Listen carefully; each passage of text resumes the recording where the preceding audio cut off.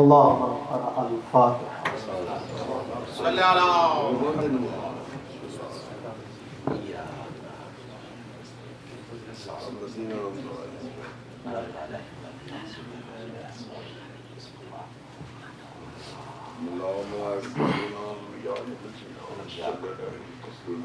محمد وآل محمد صلوات.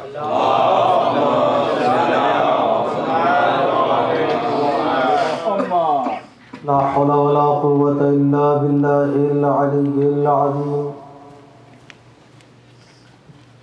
أعوذ بالله من الشيطان الرجيم. بسم الله الرحمن الرحيم. الحمد لله الذي هدانا لهذا وما كنا لنهتدي لولا أن هدانا الله لقد جاءت رسل ربنا بالحق ثم الصلاة والسلام على سيد الأنبياء والمرسلين خاتم النبيين حبيب إله العالمين سيدنا ومولانا بالقاسم محمد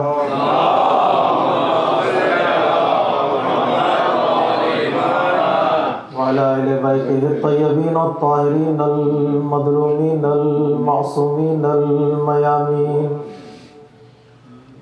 ولعنة الله على أعدائهم أجمعين من يومنا هذا إلى قيام يوم الدين.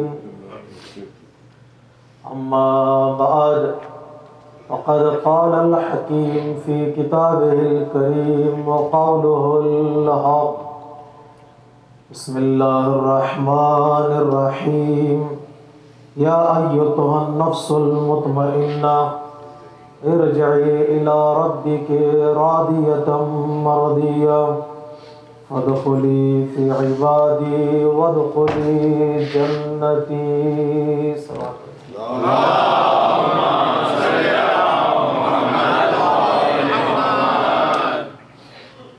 عزیزان محترم،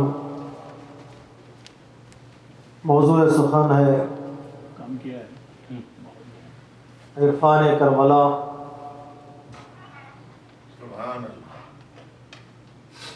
یہ حسن اتفاق کہیے یا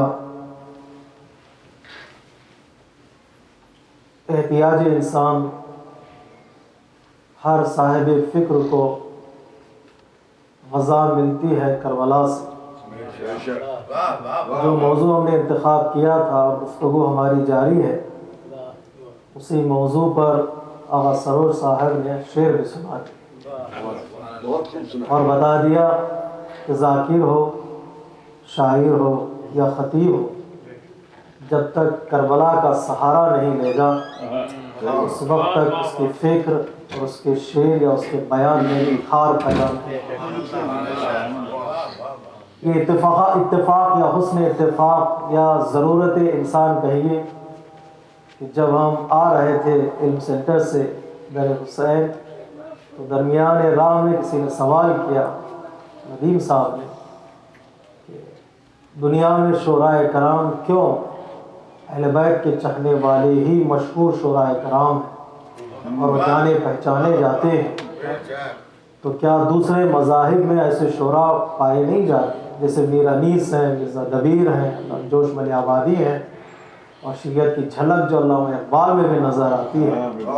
تو کیوں یہی لوگ مشہور و معروف ہو گئے ادب کی دنیا میں، دوسرے مذاہب کے لوگوں میں ایسے شعراء کیوں پیدا نہیں ہوتے؟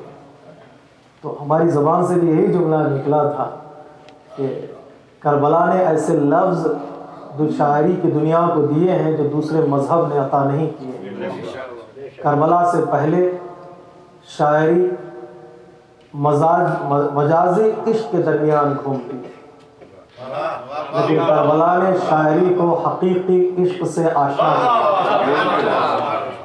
کربلا سے پہلے لوگ زلف، چہرہ، آنکھیں، سرما، کاجل تک پہنچ کر رک جاتے تھے، لیکن کربلا نے انہیں ایسے لفظ عطا کیے اور ان لفظوں کا معنی و مفہوم عطا کیا کہ جس نے بھی کربلا کا سہارا لیا اور کربلا کو اپنے اشعار میں ڈھالنے کی کوشش کی، نہ تنہا اس کا شعر مشہور ہو گیا، اس شعر کے سائے میں شاعر بھی مشہور ہو گیا۔ تو کربلا نے جو دنیا ادب کو لفظ عطا کیے ہیں، کبھی تشنگی کا لفظ، پیاس، دریا، آنسوں، اشک، رومال، آزادی، عزت، رہائی، شجاعت، شہامت، مروت، وہ لفظ عطا کیے ہیں کہ شاعری کی دنیا میں بے نظیر و بے مثال ہے۔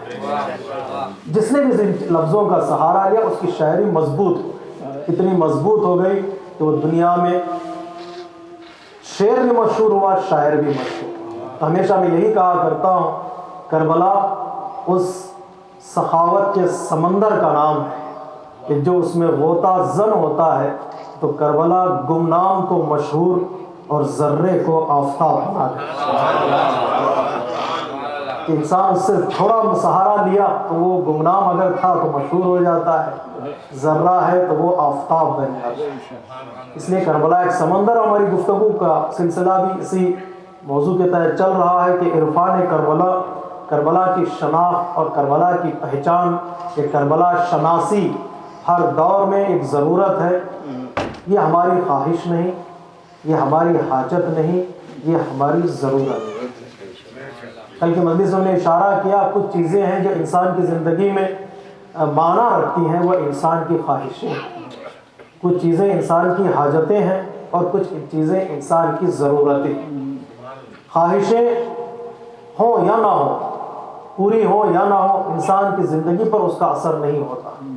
حاجتیں نہ بھی ہوں تو بہت اچھا ہے، نہ ہو تبھی انسان کی زندگی کو کوئی نقصان نہیں پہنچتا، لیکن اگر ضرورت نہ ہو تو انسان کی زندگی کو نقصان پہنچتا ہے۔ انسان کی زندگی کے پیش رفتہ ٹیکنالوجی کے زمانے میں، ترقی یافتہ ٹیکنالوجی کے ساتھ الیکٹرانک وسیلہ انسان کے ہاتھ میں انسان کی خواہش ہے کہ ماڈرن جو آج کا نکلا ہوا فون اس کے ہاتھ میں رہے، وہ انسان کی خواہش ہے۔ ابھی نکلے کمپنی سے باہر وہ خریدے، وہ گاڑی نکلے کمپنی سے باہر آئے انسان خریدتا ہے، نمبر بھی ڈھونڈتا ہے، تلاش کرتا ہے، وہ نمبر کی گاڑی میرے پاس، وہ ماڈل کی گاڑی میرے پاس ہے۔ انسان کی خواہش ہے، لیکن جو بھی گاڑی ہو اس کا کام چل جاتا ہے، لیکن پیش رفتہ گاڑی، ترقی یافتہ گاڑی کو لے رکھنا انسان کی خواہش ہے۔ لیکن انسان کی حاجت کیا ہے؟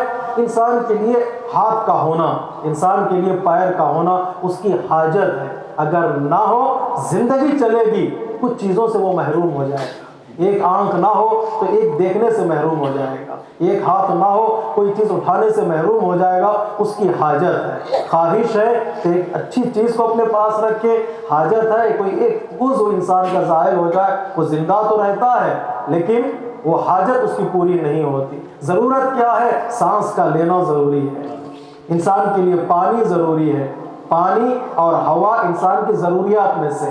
پانی نہ ہو تو یہ نہیں کہ انسان نہ ہو تو بچ جائے گا، نہ ہو تو انسان مر جائے گا۔ ہوا نہ ہو تو نہیں کہ انسان زندگی گزار لے گا، ہوا نہ ہو تو انسان مر جائے گا۔ کربلا ہماری خواہش نہیں، کربلا ہماری حاجت نہیں، کربلا ہماری ضرورت ہے۔ یہ نہیں کہ انقلاب کربلا نہ ہو تو ہم زندگی گزار لیں گے، کہ انقلاب کربلا نہ ہو تو ہم حاجت نہیں ہے کہ کچھ عضو انسان کا اعضاء میں جوار میں جیسے نقصان ہوتا ہے انسان زندگی گزارنے کا۔ یہ ضرورت ہے کہ جس طرح پانی کی انسان کو ضرورت ہے، جس طرح ہوا کی انسان کو ضرورت ہے، اسی طرح کربلا کی ضرورت ہے۔ بس ہوا نہ ہو تو جسم مر جائے، کربلا نہ ہو تو روح مر جائے۔ صلوات پڑھیے محمد وآلہ محمد۔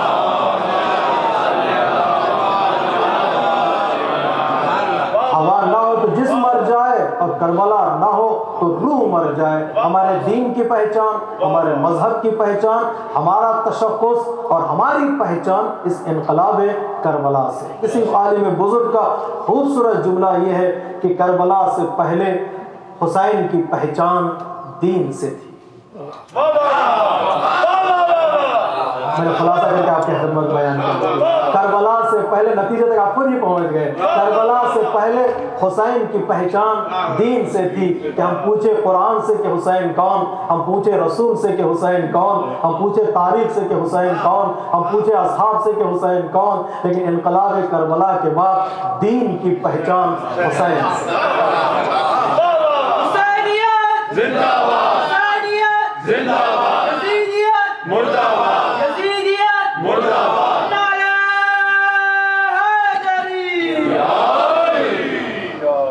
کربلا کے بعد اب دین کی پہچان حسین سے. نماز کسے کہتے ہیں؟ حسین سے. نماز جماعت کسے کہتے ہیں؟ حسین سے. قربانی کسے کہتے ہیں؟ حسین سے. سجدہ کسے کہتے ہیں؟ حسین سے. صلہ رحم کسے کہتے ہیں؟ حسین سے پوچھو. کون سی ایسی عبادت ہے جس کو کربلا کے دشت میں حسین نے زندہ نہیں؟ دو لفظ ہیں, ایک ہے انجام دینا اور دوسرے ہے زندہ کرنا. عام حالت میں جو عبادتیں کی جاتی ہیں انہیں انجام دیا جاتا ہے, لیکن حسین نے انجام نہیں دیا ہے, ورنہ مکے میں رہ کر بھی حج کر سکتے تھے, حج انجام پا جاتا, لیکن حج نہ کر کے قربانیوں کے ذریعے سے جو حج کو حیات عطا کرے اسے حسین کہتے ہیں. صلوات پڑھیے محمد وآلہ محمد.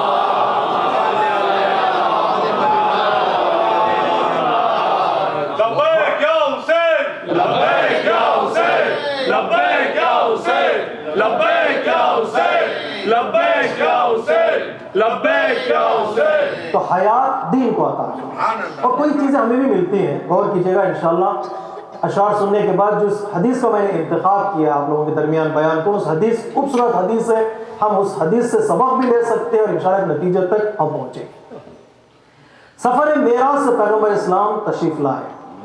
جب بھی انسان کوئی سفر پہ جاتا ہے کچھ تحفے لے کر آتا ہے, اور معنوی سفر جو بلندیوں تک پہنچے پیغمبر اسلام سفر پر گئے, واحد سفر ہے جس کا ذکر بعنوان اعجاز قرآن میں کیا گیا ہے. دوسرے انبیاء کی تاریخ میں اور رسول اسلام کی تاریخ میں فرق یہی ہے کہ انبیاء نے بھی سفر کیا ہے اور آخری نبی نے بھی سفر کیا ہے. دوسرے انبیاء نے خواہش ظاہر کی تو بلائے گئے, ہمارے نبی بستر پر سوتے رہے تو بلائے گئے. سو رہے تھے تو پیغمبر اسلام سے کہا پروردگار نے اٹھو بھی آ جاؤ. آسروش کے بقول آسمان پر خدا کو رسول کی یاد آ گئی, تو جب یاد آ گئی تو اتنی یاد آئی کہ بلا ہی لیا آسمان کہ آ جاؤ. سبحان الذی اسرا بعبدہ لیلا من المسجد الحرام الی المسجد الاقصی. میرے عزیزو پوری توجہ چاہتا ہوں, پروردگار عالم نے یہ نہیں کہا کہ میں رسول کو آسمانوں کی طرف بلا رہا ہوں, یہ نہیں کہا میں نبی کو بلا رہا ہوں, یہ نہیں کہا میں امام کو بلا رہا ہوں. پروردگار کہہ رہا ہوں میں عبد کو بلا رہا ہوں. بلندی تک پہنچنے کے لیے خطابات کی ضرورت نہیں ہے, بلندی تک پہنچنے کے لیے عبدیت کی ضرورت ہے. جب تک بندے نہیں بنو گے اس وقت تک معبود سے رشتہ نہیں جوڑ سکتے. صلوات پڑھیے محمد وآلہ محمد. جب تک عبد نہیں بنو گے اس وقت تک معبود سے اپنے رشتے کو مضبوط نہیں کر سکتے. جب تک بارگاہ پروردگار میں سجدہ نہیں کرو گے اس وقت تک معبود سے تمہارا رشتہ نہیں جڑے گا. سبحان الذی اسرا بعبدہ لیلا من المسجد الحرام الی المسجد الاقصی. گئے آسمانوں کی طرف. یہی تو فرق ہے خلیل اور حبیب میں. دونوں کا معنی ایک, خلیل بھی دوست کو کہتے ہیں, حبیب بھی دوست کو کہتے ہیں. فرق یہ ہے خلیل وہ جو دعا کرے تو جائیں, حبیب وہ جو خود بلائے جائیں. اب یہ سوال نہ کرو کیسے گئے, اگر گئے ہوتے تو ہزاروں سوال پیدا ہوں گے. گئے نہیں ہے, بلائے گئے ہیں, اس سے پوچھ لو کیسے بلایا ہے. صلوات پڑھیے محمد وآلہ محمد. اس سے پوچھ لو کیسے بلایا. گئے سفر پر, آئے سفر سے واپس, تفصیل میں جانا نہیں ہے, وقت میرے پاس نہیں. سفر سے آئے تو اصحاب نے پوچھا یا رسول اللہ میرا آج کا تحفہ کیا ہے. ایک تحفہ آپ نے خاندان ابو طالب کے حوالے کیا اور ایک تحفہ امت کے حوالے, ایک تحفہ علی کے خاندان کے حوالے, ایک تحفہ امت, ایک تحفہ خدیجہ سے دیا. خدیجہ سے کہا تمہاری خدمت میں ایک تحفہ ہے, وہ ہے وجود فاطمہ.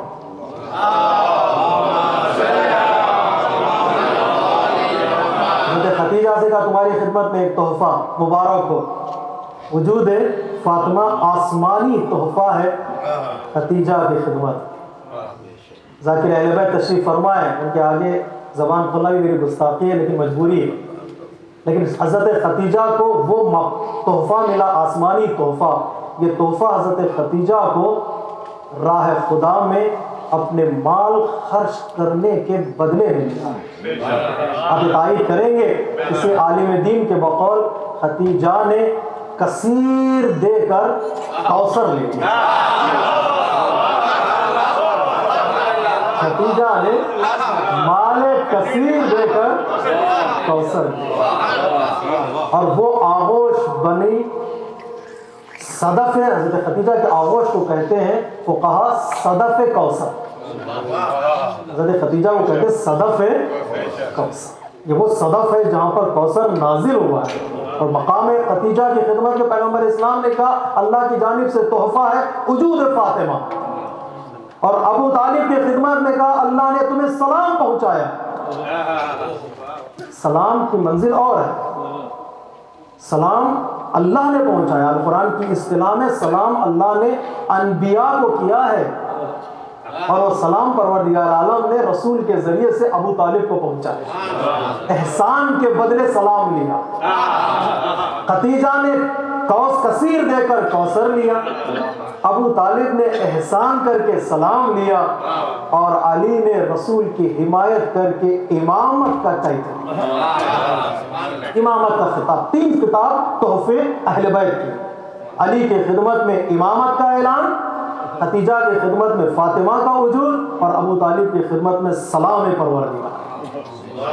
اور اس سے امت کا کوئی کنیکشن نہیں, ان تحفوں میں امت شریک نہیں. لیکن ایک تحفہ امت کے لیے پیغمبر اسلام نے کہا, جو آج کی ہماری مجلس کا ایک میسیج. یا رسول ایک تحفہ بتائیے, آپ نے شب معراج گئے, آپ سفر پر گئے, کیا لے آئے؟ پیغمبر اسلام نے فرمایا پروردگار عالم نے کہا ہے مجھ سے کہ میں امت کو سنا دوں. یا رسول وہ کیا چیز ہے؟ پوری توجہ چاہتا ہوں میرے عزیزوں, مجھے 10 منٹ چاہیے بس اس میسیج کو سنانے کے لیے. 10 منٹ کے بعد آپ کی خدمت کا نتیجہ اور انشاءاللہ رفع ذمہ. پیغمبر اسلام نے فرمایا پروردگار عالم نے کہا ہے کہ جو لوگوں سے یہ کہہ دو اگر وہ 4 چیزوں کو 4 جگہوں پر محفوظ کرنے میں کامیاب ہو جائیں گے تو میں ان کے لیے جنت کی ضمانت دیتا ہوں. 4 چیزوں کو 4 جگہوں پر بچا, جو بچانے میں کامیاب ہو جاتے ہیں ان کے لیے میں جنت کی ضمانت. امت نے پوچھا یا رسول اللہ کون سی چیزیں ہیں؟ پیغمبر اسلام نے فرمایا سب سے پہلی چیز میری امت سے کہہ دو کہ جب وہ دوستوں کے درمیان رہیں تو اپنے زبان کو بچائیں. جب وہ دوستوں کے درمیان میں رہیں زبان کو بچائیں, زبان کی حفاظت. اس لیے کہ جب بھی ہم دوستوں کے درمیان ہوتے ہیں سب سے زیادہ جو چلتی ہے وہ زبان. کسی بے گناہ کو جب درمیان ہم بیٹھتے ہیں تو کسی بے گناہ کو لے آتے ہیں, اسے بغیر پانی کے ذبح کرتے ہیں اور ہمیں دفناتے ہیں. سب سے زیادہ چلنے والی زبان, اس پہ کوئی لجام نہیں, اس کے اوپر کوئی پکڑ نہیں ہے. المؤمن ملجم, مومن کا لگام, مومن کی لگام اس کے اپنے ہاتھ میں ہوتی ہے, وہ کنٹرول کرتا ہے. نجم العالم مولا کائنات فرماتے ہیں مومن اور منافق میں فرق ہی یہی ہے کہ جو منہ میں آیا وہ بول دے وہ منافق ہے, جو بولنے سے پہلے سوچ لے وہ مومن ہے. مومن کی پہچان ہی ہے کہ وہ اپنی زبان کو اپنے کنٹرول میں رکھتا ہے. جب بھی دوستوں کے درمیان میں رہو غیبتوں سے بچنا ہے, تہمتوں سے بچنا ہے, برائیوں سے بچنا ہے, جھوٹ سے بچنا ہے, تو واحد راستہ یہ ہے کہ اپنی زبان کو کنٹرول میں رکھو. مشکل ہے. اس لیے پیغمبر اسلام نے کہا ایک لگام اسے لگاؤ, لگام اس لگام کا نام ہے ذکر علی.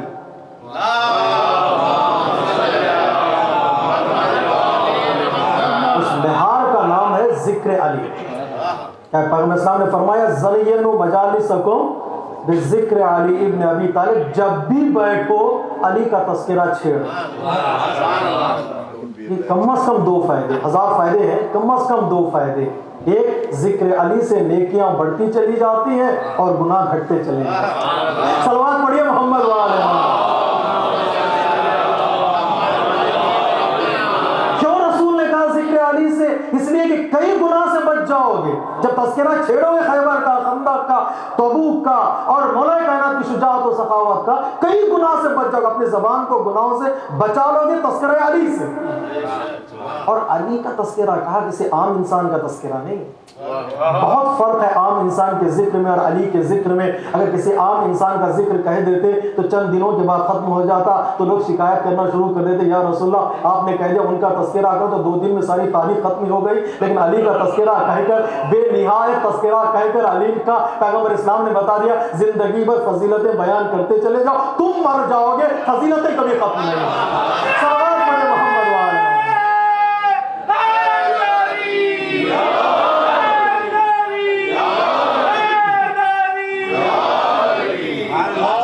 تمہاری زندگی ختم ہو جائے گی، علی کی فضیلتیں. حدیث ہے، میں حدیث کا سہارا لیا ہے، تائید کریں گے ذاکر اہل بیت کہ پیغمبر اسلام فرماتے ہیں اگر سمندر کا پانی سیاہی میں تبدیل ہو جائے، جن و انس کاتب بن جائیں اور زمین پر رہنے والے سارے درخت قلم بن جائیں اور لکھتے چلے جائیں، سمندر کا پانی ختم ہو جائے گا، جن و انس مر جائیں گے، درخت ختم ہو جائیں گے، علی کی ایک فضیلت کا بیان دنیا کر ایک فضیلت کا بیان کر نہیں سکتے. اور علامہ امینی نے ایک کتاب لکھی ہے الغدیر. الغدیر ایک حدیث کی تفسیر میں عربی میں 10 جلد کتاب لکھی.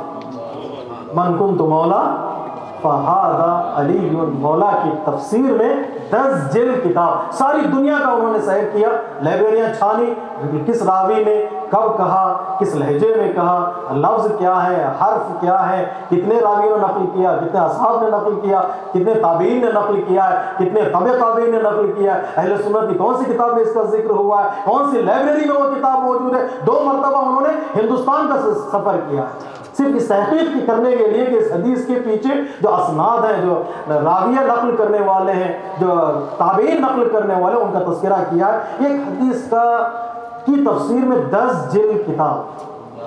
ہمارے استاد نے کہا، علامہ امینی نے تحقیق کر کے سارے مولویوں کا کام مشکل میں ڈال دیا. ارے ایک حدیث کی تفسیر میں 10 جلد کتاب لکھی جا سکتی ہے، جس کی تعریف میں 40,000 حدیثیں ہوں، تو اب کتنے جلد کتاب ہونی چاہیے؟ بس علی کے کمالات کا معنی ایک جلد کتاب نہیں ہے جس کو پڑھ کے ختم کر دیا جائے. دنیا کی سب سے عظیم لائبریری ہے، انسان پڑھتے پڑھتے تھک جائے گا لیکن لائبریری کی کتابیں ختم نہیں ہوں گی. صلوات پڑھیے محمد وعلى محمد. کہ میری امت سے کہہ دو کہ جب بھی وہ دوستوں کے درمیان میرے عزیزوں، میرے بزرگوں، اگر اس زبان کو عادت ہو جائے جھوٹ کی تو اسے علی کے ذکر میں مزہ نہیں آئے. اس کو اپنی فطرت پہ رکھو. اس کی فطرت میں ہے بیان فضائل، اس کی فطرت میں ہے بیان فضائل. ہاتھ کٹ جائیں گے، پیر کٹ جائیں گے، وہ زبان رکے گی نہیں، اور بلندی پر پہنچے گی تو زبان اپنا درد بھول جائے گی، لیکن فضائل مولا بیان کرنا نہیں. اگر عادت ہو جائے دوسرے گناہوں کی طرف، جسے دنیا کی آرزو ہو جائے، تو پھر وہ ذکر اور فضائل میں وہ زبان اس طرح نہیں چلے گی جس طرح چلنا چاہیے. تو پیغمبر اسلام نے کہا جو دوستوں کے درمیان اپنی زبان کو کنٹرول کر لیتا ہے اس کو میں جنت کی ضمانت دیتا ہوں. ایک نتیجہ آئے گا، پہنچے گا، اس لیے کہ زیادہ بولنا سب کے لیے روکا گیا کہ کم بولنا. لیکن ایک آدھے گھنٹے کے لیے مجھے بھی اجازت ہے.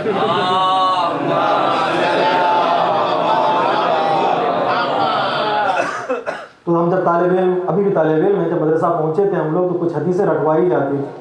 جو حدیثیں یاد رہتے جیسے الصلاۃ عمود الدین، الصلاۃ نماز دین کا اصول ہے. کچھ حدیثیں جو ہے رٹوائی جاتی ہیں. ان میں سے ایک حدیث ہے کہ من کثر کلامہ کثر خطاہ، من کثر خطاہ قل حیاءہ، من قل حیاءہ قل ورعہ، من قل ورعہ مات قلبہ، من مات قلبہ فہو دخل النار. جس کی باتیں زیادہ اس کی خطائیں زیادہ، جس کی خطائیں زیادہ اس کی حیا، شرم و حیا کم، جس کی شرم و حیا کم اس کا تقویٰ کم، جس کا تقویٰ کم اس کا دل مردہ، جس کا دل مر گیا وہ گیا. جس کا دل بھر گیا، جتنی باتیں کرتے چلے جاؤ گے اتنی ہی خطائیں مسٹیکس ہوتی چلی جائیں گی. جتنا زبان کو کنٹرول کرو گے اتنے ہی انسان محفوظ رہے گا خطا سے. اس لیے مومن کی نشانیوں میں سے ایک نشانی یہ کہ بولتا ہے تو سنبھل کر بولتا ہے، اور دوسری نشانی یہ کہ وہ زیادہ چپ رہتا ہے. الصمت وقار المؤمن، خاموشی مومن کا وقار ہے، خاموشی بزدلی نہیں ہے. مومن اگر خاموش ہو جائے تو گھر کے اتنا سمجھیے کہ وہ ڈر گیا ہے، چپ ہو گیا. بس لوگ کہتے ہیں نا چپ ہو گیا، یعنی میری باتیں سن کر وہ چپ ہو گیا. یعنی مومن ڈرتا نہیں ہے کسی سے، صرف اللہ سے ڈرتا ہے. چپ ہو جانا اس کا مطلب یہ کہ وہ خاموش نہیں ہے، وہ کچھ سوچ رہا ہے. مومن کی سوچ سے ڈرو، اس لیے کہ جب سمندر خاموش ہو جاتا ہے تو طوفان کا پیش خیمہ ہے. مومن جب خاموش ہو جاتا ہے سب وہ نئی حملے کی تیاری کر رہا ہے، وہ خاموش نہیں ہو رہا ہے. مومن کی خاموشی ڈراتی ہے لوگوں کو. اس لیے جب دیکھا بزرگوں کے سامنے جاتے تو وہ خاموش طبیعت نظر آتے ہیں. جب انسان ان کے چہرے کو دیکھتا ہے تو انسان خود ڈرنے لگتا ہے. خاموش رہنے والا کبھی نہیں ڈرتا ہے، وہ خود ڈرنے لگتا ہے. کہ زبان کو کنٹرول کرو، زبان باتوں سے کنٹرول کرو، غیبتوں سے کنٹرول کرو. کس کے لیے اپنی زبان میں چلاؤ؟ ذکر علی کے لیے، بیان فضائل علی کے لیے، مومنین کی تعریف کے لیے، نیکیوں کو عام کرنے کے لیے. اسی لیے کسی شاعر نے کہا جب کبھی بولنا تول کر بولنا، جب کبھی بولنا تول کر بولنا، مدتوں سوچنا مختصر بولنا. جب کبھی بولنا تول کر بولنا، مدتوں سوچنا مختصر بولنا. ہاں مگر ذکر حیدر کی محفل ہو جب، تم کو حق ہے کہ جی کھول کر بولنا.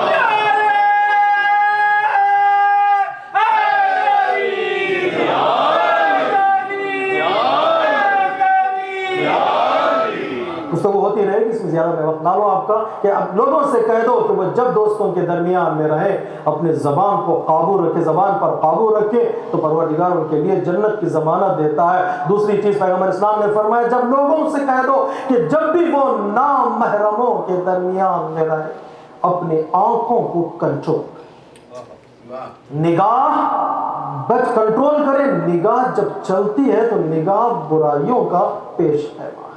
از نظر و سہم من سہام ابلیس، بری نگاہ ابلیس کے تیروں میں سے ایک تیر. لیکن امت سے کہہ دو جنت کے مناظر کو دیکھنا چاہتے ہیں تو ان خوبصورت مناظر کو دیکھنے کے لیے کچھ قربانیوں کی ضرورت ہے. وہ آنکھ کی قربانی یہ ہے کہ تم اپنی آنکھوں کو بری نگاہوں سے بچاؤ. جتنی نگاہ چلتی چلی جائے گی اتنی ہی آنکھ بہکتی چلی جائے گی. ان آنکھوں کا وجود اس کے لیے رکھو، اس کا نور اس کے لیے رکھو جس کے دیکھنے کے لیے دل تڑپ رہا ہے. وہ کائنات کا حسین ترین انسان، کائنات کا کامل ترین انسان، امام زمانہ عجل اللہ تعالی.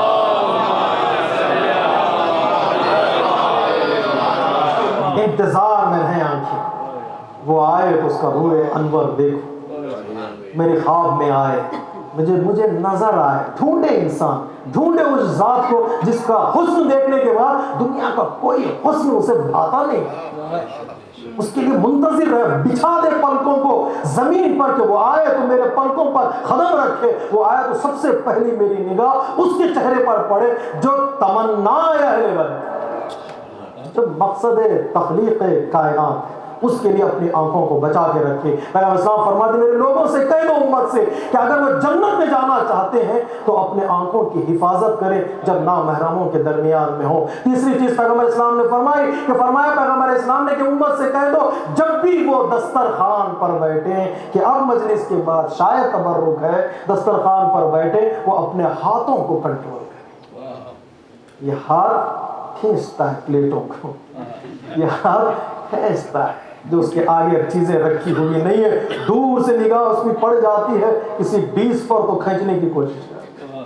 پیغمبر صاحب فرماتے نہیں، اپنی طبیعت کا خیال کرو، اپنی صحت کا خیال کرو، دوسروں کے حقوق کا خیال کرو. آنکھیں بھی ادھر ادھر نہ ہو دسترخوان پر، تمہاری نگاہ تمہارے پلیٹ کی طرف ہو. دوسروں کی پلیٹ کی طرف ہو انسان سوچتا ہے کتنا کھا رہا ہے، کیا کھا رہا ہے، سب سے پہلے کیا کھا رہا ہے، سب سے بعد کیا کھا رہا ہے. لوگ دوسروں کے کھانے پر گھنٹوں تفسیر کرتے ہیں. اپنے کھانے کے بارے میں انہیں پتہ ہی نہیں ہے وہ کیا کھا رہے ہیں، دوسروں کے کھانوں کے بارے میں گھنٹوں انسان تقریر کرتا ہے. اور آج کا زمانہ بھی یہی ہے، دوسروں کے کھانے کے بارے میں آپ دیکھیے، کسی بھی اخبار کو اٹھا لیجیے، کسی بھی چینل کو دیکھیے، دوسروں کے کھانوں کے بارے میں گھنٹوں تقریریں ہوتی چلی جاتی ہیں. خود انسان اپنے کھانے کے بارے میں کبھی سوچتا نہیں ہے. فَلْيَنْظُرِ الْإِنسَانُ إِلَىٰ طَعَامِهِ، خدا کہتا نہیں بھی دوسروں کے کھانوں کے بارے میں تحقیق کرتے چلے جاؤ گے، زندگی مشکل ہو جاتی ہے. تم اپنے کھانے کے بارے میں دیکھو، تم کیا کھا رہے ہو، تمہارا کھانا کیسا ہے، آیا تمہاری صحت کے مطابق ہے کہ نہیں ہے. دوسروں کی پلیٹ اور چہرے کی طرف نگاہ بھی نہ دوڑاؤ. کہہ دو میری امت سے وہ جب بھی دسترخوان پر بیٹھے اپنے ہاتھوں کو کنٹرول کریں. جب ہاتھ کنٹرول میں ہوتا ہے تو طبیعت بھی اچھی رہتی ہے، انسان کی صحت بھی اچھی رہتی ہے. چوتھی چیز پیغمبر اسلام نے فرمائی کہ میری امت سے کہہ دو کہ جب بھی وہ عبادت میں مشغول ہو جائیں، مصروف ہوں، تو اپنے دل کو کنٹرول کریں. دل بازار میں نہیں بھاگتا ہے، دل کام و کاج میں نہیں بھاگتا ہے. جب بھی نماز کے لیے تکبیر کہی دل گیا، نماز ختم ہوئی گم شدہ چیزیں مل گئی. ڈھونڈتا ہوا دل، چابی گم ہو گئی تھی، نماز کے لیے کھڑے ہو گئے. یہاں مولانا تکبیر کہہ رہے ہیں، ہم بھی تکبیر، رکوع میں جا رہے ہیں، سجدے میں جا رہے ہیں. یوں آخری تکبیر ہوئی، اللہ اکبر اللہ اکبر اللہ اکبر. ہاں چابی گم شدہ چیزیں عبادت میں انسان ڈھونڈ لیتا ہے. آیت اللہ جواد عملی فرماتے ہیں جس طرح گم شدہ چیزوں کو تم نماز میں ڈھونڈ لیتے ہو، تم بھی خود گم ہو گئے ہو اپنے آپ کو ڈھونڈ. تم بھی خود گم ہو چکے اپنے آپ کو. انسان گم ہو چکا ہے اس دنیا کی رنگینیوں میں. انسان اپنے آپ کو کھو دیتا ہے، وہ کون ہے، وہ کہاں ہے، وہ کیا کر رہا ہے، اسے کیا کرنا چاہیے. انسان اپنے آپ کو گنوا بیٹھتا ہے. عبادت میں آ جاؤ تو اپنے آپ کو ڈھونڈ لو. جب اپنے آپ کو ڈھونڈ لو گے تو تم خدا سے گفتگو کرو گے، تم خدا سے بات کرو گے. انسان وجد میں آ جاتا ہے، انسان جوش میں آتا ہے. الحمدللہ رب العالمین ماضی کے صیغے تعریف کر رہا ہے، پر وہ تعریف اس اللہ کی جو عالمین کا پروردگار ہے، جو رحمان بھی ہے، جو رحیم بھی ہے، جو روز قیامت کا مالک ہے. یہ ساری چیزیں تعریف انسان کر رہا ہے اس اللہ کی. لیکن جب نماز پڑھنے لگتا ہے، اپنے آپ کو پا لیتا ہے، وہ اللہ کا اپنے آپ کو اللہ کا دوست سمجھتا ہے. اب وہ گم نہیں ہوا ہے تعریف میں، اب وہ خطاب کرنے لگتا ہے اللہ سے، اور تو میں کا خطاب ہے. وہاں پر احترام کے ساری منزلیں ہٹ جاتی ہیں، دیوار ہٹ جاتی ہے. اللہ سے نہیں کہہ رہا آپ کی عبادت کرتا ہوں، نہیں. قرآن کہہ رہا ہے نہیں، اب یہ دوستی ہے بھی. دوستی میں آپ کیا ہے؟ دوستی میں تو اچھا لگتا ہے، تم اچھا لگتا ہے. جتنا آپ کہتے رہو گے فارمیلٹیز بڑھتے چلے جائیں گے. جتنی فارمیلٹیز ہوگی تو دل کی بات کہیں نہیں جائے. خدا کو اپنا دوست بنا لو. وجد میں آ گئے تو یہ نہیں کہے گا آپ پروردگار، جیسے بعض لوگ کہتے ہیں آپ کہیے پروردگار کو. یہ آپ کہاں کی بات ہے؟ قرآن کہہ رہا ہے تم کہو اور تو کہو ایاک نعبد و ایاک نستعین. میں تیری عبادت کرتا ہوں اور تجھ ہی سے ہم مدد چاہتے ہیں. اب یہ تو میں کی منزل ہے، یہ دوستی بڑھ گئی. جب دوستی بڑھ گئی اب دعائیں شروع. اہدنا الصراط المستقیم. وجد میں آ جاتا ہے انسان. اپنے آپ کو جب ڈھونڈ لیتا ہے، جب انا کو ڈھونڈ لیتا ہے، پا لیتا ہے، تو انسان اپنے آپ میں محسوس کرنے لگتا ہے کہ وہ بارگاہ پروردگار میں پروردگار کا دوست. ایک فلسفر ہے حسن زادہ آمولی، وہ کہتے ہیں قرآن بھی ایک دوست کا خط ہے دوست کے نام. قرآن بھی کیا ہے؟ ایک دوست کا خط ہے ایک دوست کے نام. اور اس نے خط کا پہلا جملہ ہے بسم اللہ الرحمن الرحیم. سب سے زیادہ آیت نازل ہونے والی بسم اللہ الرحمن الرحیم. خط کا مضمون خط کے پہلے جملے سے آشکار ہو جاتا ہے.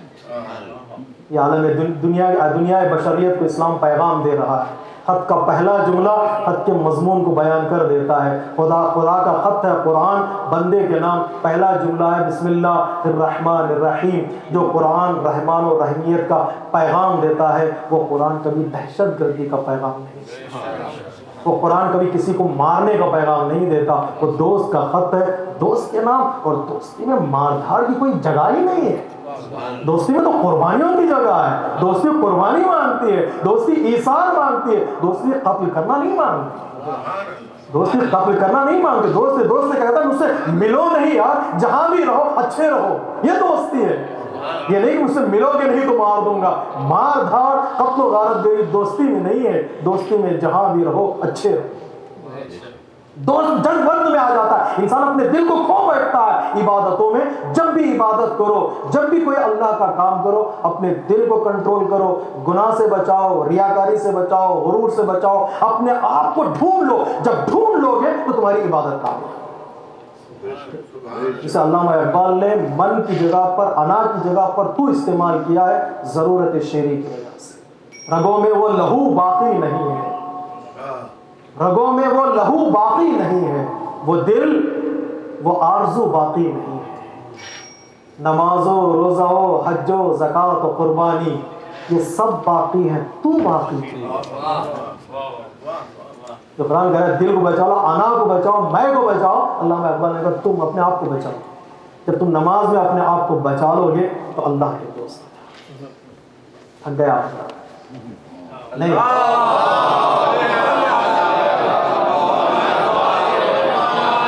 آپ سوچ رہے ہیں مولانا آپ کہاں گم ہو گئے. پیغمبر اسلام نے کہا میری امت سے کہہ دو, اللہ نے کہا پیغمبر اسلام سے کہ میری امت سے کہہ دو کہ 4 چیزوں کو اگر 4 چیزوں پر بچا لیں گے, 4 جگہوں پر بچا لیں گے تو میں ان کو جنت کی ضمانت دیتا ہوں. زبان کو بچا لیں دوستوں کے درمیان, آنکھ کو بچا لیں نامحرموں کے درمیان, ہاتھ کو بچا لیں دسترخوان پر, اور دل کو بچا لیں جب عبادت خدا انجام دیتے. یا رسول اللہ بڑا مشکل ہے ان 4 چیزوں کو 4 جگہوں پر بچانا. ان 4 چیزوں کو 4 چیزوں کے حوالے کر دیں. جب چیز حوالے ہو جاتی ہے تو وہ ان چیزوں کو بچا لیں گے. ہم ہو ہمارا اختیار, ہم ناقص ہیں, قدرت ہمارے پاس نہیں ہے, کمزوری ہے, وقت ہمارے پاس نہیں ہے. کوئی ایسا نسخہ بتائیے جس نسخے کے ذریعے سے ہم 4 چیزوں کو بچا لیں. تو پیغمبر اسلام نے پکار کر کہا اپنے دل کو حسین کی محبت کے حوالے کرو, اپنی زبان کو ذکر حسین کے حوالے کرو, اپنی آنکھ کو اشک عزائے حسین کے حوالے کرو, اپنے ہاتھ کو ماتم کے حوالے کرو. جب 4 چیزوں کو 4 چیزوں کے حوالے کرو گے تو پھر نہ دل بہکے گا, نہ آنکھ بہکے گی, نہ ہاتھ بہکے گا, نہ زبان بہکے گا. صلوات پڑھیے محمد وآلہ.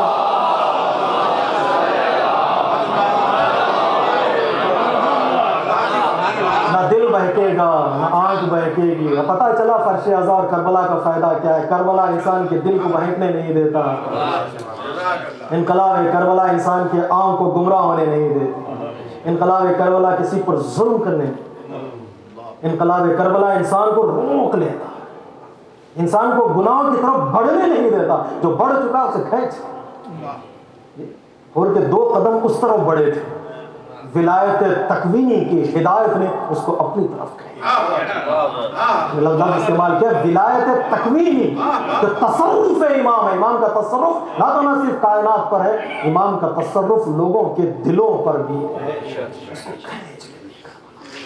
اس میں کشش پائی جاتی ہے, جذابیت پائی جاتی ہے. جس انقلاب میں کشش ہو, جذابیت ہو, حسن ہو, وہ انقلاب کبھی ختم نہیں ہوتا. اس لیے حقیقی عزادار وہ ہے جو ان چیزوں کو کربلا کے حوالے کرے.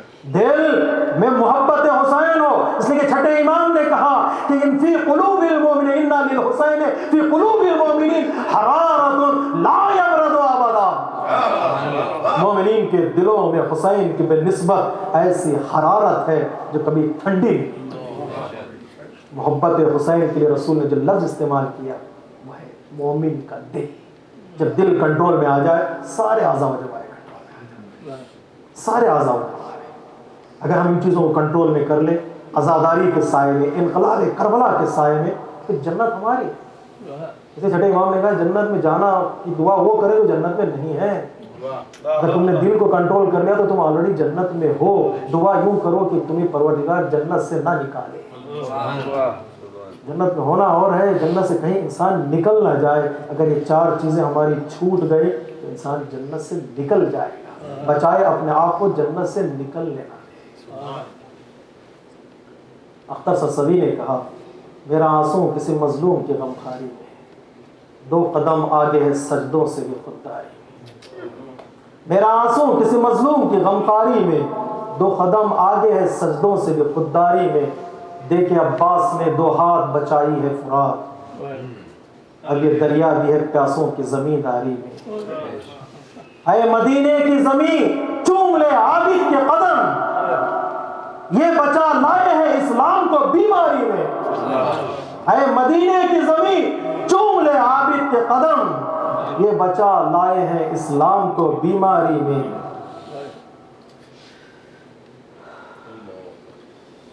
اپنا قد حسن میں اکبر سے نہ ناپو یوسف، شرم آتی ہے زلیخا کو طرفداری میں۔ اس نگینے کی زمین، اس نگینے کی سلیمان نہ پوچھو قیمت، اتنا قیمتی ہے یہ آنسو۔ بعض لوگ کہتے ہیں جنت، اہل شیعہ بیان کرتے ہیں جنت میں چلے جائیں گے، ایک اشک اعضاء کے مقابل میں جنت مل جائے گی، کہ جنت اتنی سستی ہو گئی؟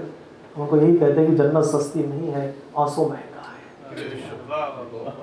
آنسو جب دل میں حرارت محبت اہل بیت پیدا ہوتی ہے، آنسو نہیں، آنسو نہیں، یہ خون کا قطرہ ہے جو پانی میں بدل کر آنکھ سے بہ رہا ہے، خون کا خطرہ ہے جو دل سے نکل کر انسان کی آنکھ سے آ رہا ہے۔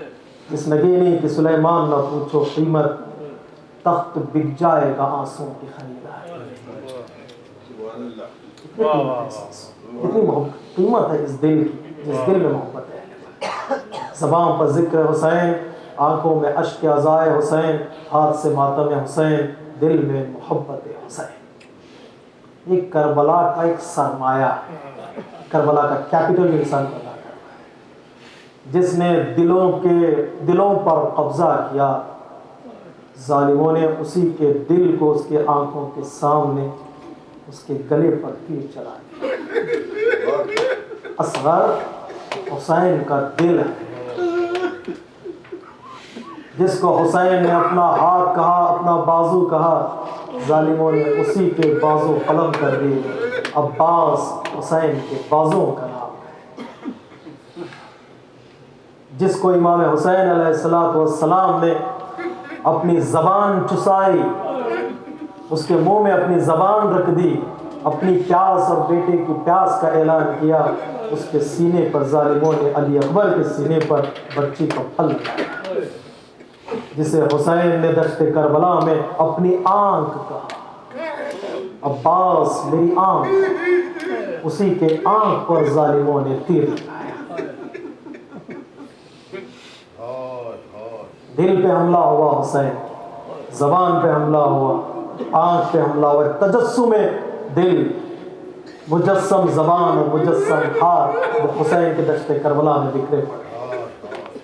جس کے بدن کے اعضاء یوں کربلا میں شہید کر دیے گئے، اسے کچھ دیر چھوڑ دیا جاتا تو وہ خود دنیا سے چلا جاتا، لیکن ظالموں نے اس کے بدن پر تیر چلائے۔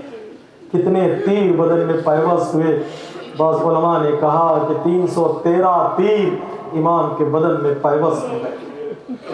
فاطمہ کے جگر کے ٹکڑوں کا یہ حال ہو گیا کہ ایک بیٹے کے جنازے پر تیر اور دوسرا بیٹے کا جنازہ تیروں پر معلق۔ ایک بیٹے کے جنازے پر تیر اور دوسرے بیٹے کا جنازہ تیروں پر معلق رہا۔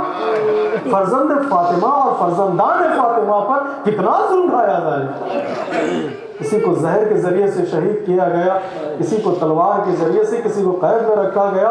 رات کی مجلس میں میں نے اشارہ کیا کہ آخر امام کو زہر دیا گیا، امام نے محسوس کرنے کے لیے کہا ابا سلط سے، ابا سلط فرش کو اٹھا دو، میں زمین پر لیٹنا چاہتا ہوں۔ ابا سلط نے کہا مولا آپ سے ملنے کے لیے لوگ آئیں گے، تو امام نے فرمایا تھا نہیں، کچھ دیر میں کربلا کو محسوس کرنا چاہتا ہوں کہ میرے جد کا لاشا دشت کربلا میں 3 دن تک گرم ریتی پر کیسے پڑا۔